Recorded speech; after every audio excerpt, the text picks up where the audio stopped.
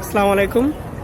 আমরা আমাদের দ্বিতীয় ভিডিওতে এই যে শ্যামপুর বাজারটা, যেখানে আমরা এখন আসছি, কাঁচা বাজার এটা, যেটা পাইকারি মূল্যে সব কিছু বিক্রি হয়, শ্যামপুর কাঁচা বাজার। আমরা আসলে এখন পুরান ঢাকার যে ঐতিহ্যবাহী বিল্ডিংগুলা, সেগুলা দেখার জন্য একটু সামনে আগাচ্ছি।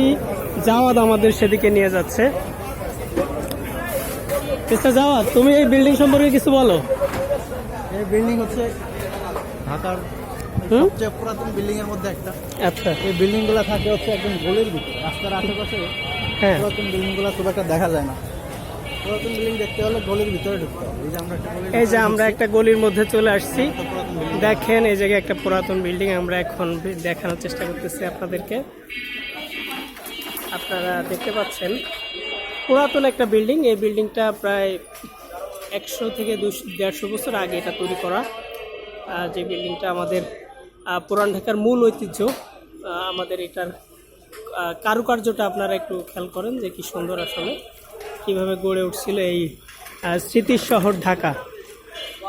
আসলেই মানুষ স্মৃতিকাতর। যেখানে আরেকটা ব্যাপার হচ্ছে পুরান ঢাকার যেই ভাষাটা, পুরান ঢাকার ভাষা খুবই মিষ্টি। আমরা শুনছি অনেক নাটক এসে, কিন্তু আসলে আপনারা দেখতেছেন পুরান ঢাকার যে মূল বিল্ডিংগুলা দেখেন।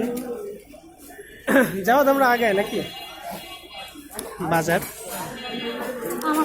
পুরান ঢাকা। আমরা শ্রী শ্রী রামকৃষ্ণ রাম ঠাকুর সেবা মন্দিরে চলে আসছি। এটা আরেকটা জায়গা, যেটা এই মন্দিরটাও খুবই বিখ্যাত। সদরঘাট এলাকায় শ্রী শ্রী রাম ঠাকুর সেবা মন্দির। এই মন্দিরটাও হিন্দু ধর্মাবলম্বী যারা আছেন তাদের জন্য তাদের খুবই পরিচিত এবং বিখ্যাত জায়গা পুরান ঢাকা অঞ্চলের।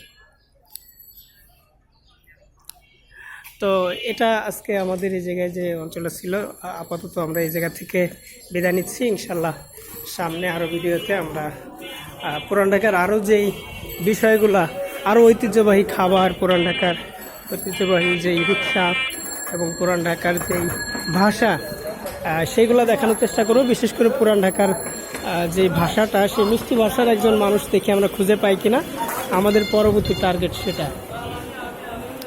আচ্ছা, আজকের মতো আপনারা ভালো থাকবেন। আসসালামু আলাইকুম।